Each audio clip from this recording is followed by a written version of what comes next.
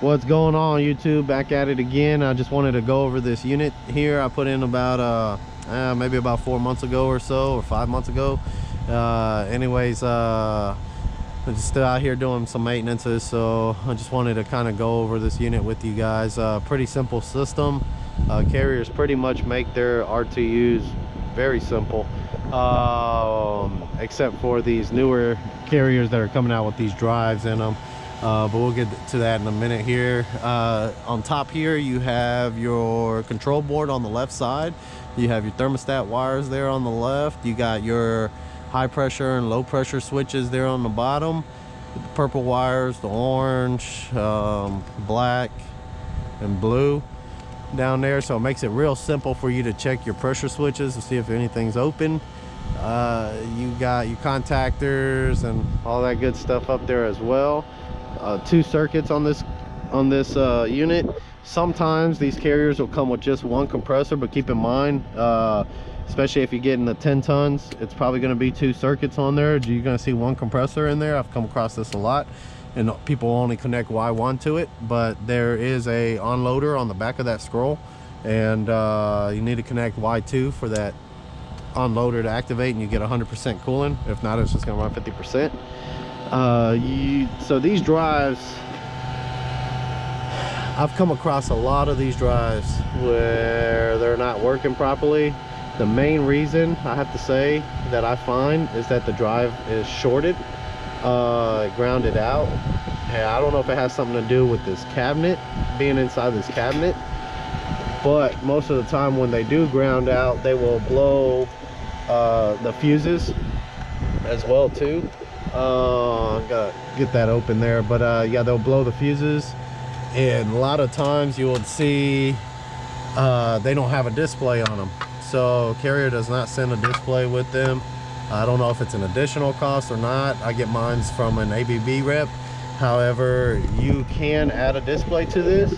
You could either get that plug, the Cat 5 type plug that will plug into that and have the like male to male for the display, or you can get just a Cat 5 cable, keep the display in your truck, and you can hold it outside of this cabinet here with the door closed, and you can kind of see what it's doing.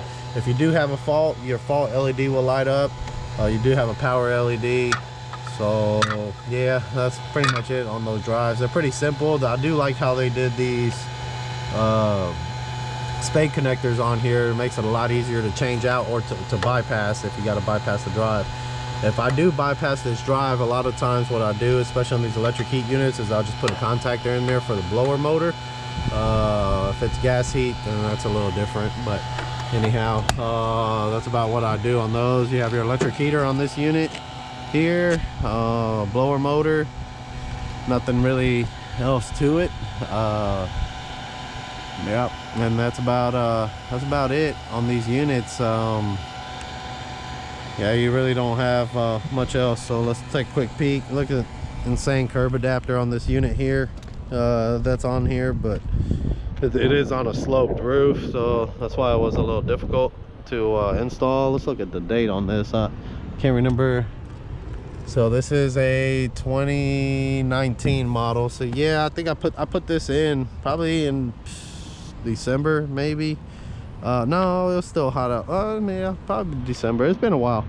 I put this unit in. So anyhow, it's they're good units. Carrier, like I said, carrier keeps them pretty simple. I haven't seen any of their rooftop units coming out with micro-channel coils or anything, so it looks like they're kind of staying away from that, which is good. Other than that, you know, parts are pretty easy to come across, so I like them. They're good systems here, and pretty reliable, easy to work on. So just keep in mind, a lot of times with carriers as well, if you're having head pressure issues and your coil might look clean, a lot of these coils are stacked coils, so you do have to split them when you're cleaning them.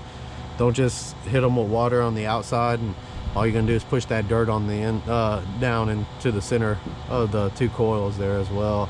Looks like they're still doing with that orfice header. I wish they kind of go back or go with a TXV on that. A lot of the times with these, actually I have another one that I did a TXV on that I'll show you guys here. And actually we can go over there. It's an old unit.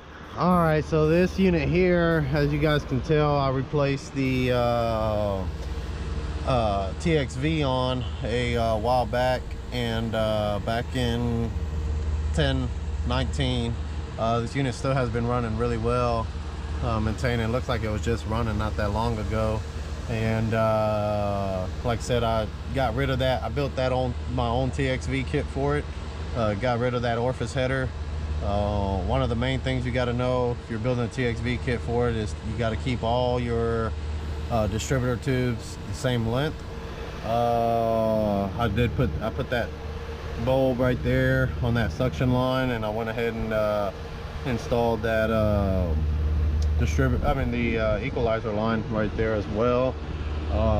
One thing I have had luck with doing on these units, I'll say maybe about a good, I don't know, 70% of the time, if so, is unclogging those orifice headers.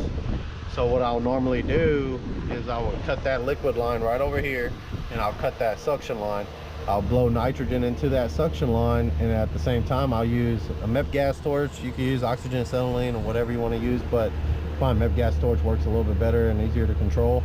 But I'll use a MEP gas torch, and I'll heat up all those orifice headers over there,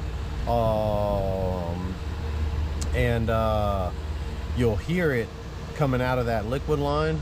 You would hear a pop if you got it cleared, and you would also see more steam shooting out of there as well too as you're heating those up. So like I said, I have been lucky about 70% of the time doing that, but it is likely to happen again. This one here, I didn't even try it. I went ahead and just put a TXV kit on it because it's gonna be forever anyway. So if you guys could go with the TXV, go with the TXV. If you're pinched in a bind, you could try going ahead and clearing up that header. And but anyhow, this unit is old. It's an older unit. It is 410A, however, but like I said, I have had luck doing that way, so makes it a lot easier. I do think that one of the main reasons that happens is when these coils get dirty, the head pressure starts getting high, your compressors start running high discharge temperatures, and you cake up that oil a little bit, and it'll get gummy and get stuck inside that orifice header, because that's kind of what I've seen happen. That's the best solution I can come up with of why that's happening there. Best reason. But anyhow, like I said, this is an older unit. Runs pretty well. Yeah, nothing else much to it. I've had to replace. They've had, like I said on another video, they have bad electrical here every once in a while, so they have lost both of these condenser fan motors. I think at one time they lost a phase. Yeah, they lost a phase on this unit from the breaker, or from the whole panel. They lost a phase on all these units, and this one kind of took a hit. The condenser fan motors blew out, and but they didn't lose a compressor, so they were lucky on that. But same thing like that other unit. Carrier's still kind of keeping the same concept there, except they added, they have a contactor here instead of a drive. But same deal as far as the control board goes. It's all the same there. Let's see how old this unit is. Actually, this is a 2012 unit, so it's not too old. Oh, look here, must have left this here whenever I did it. But yeah, that was that old orifice header there, and can't really tell, but yeah, they were all clogged up. So I just went and got them all clipped off and did it that way there. So anyhow, that's trash now. But yeah, that's the best way to do those. Other than that, they're very reliable units, easy to work on, like I said on that other one. So thanks for tuning in, guys. Like and subscribe.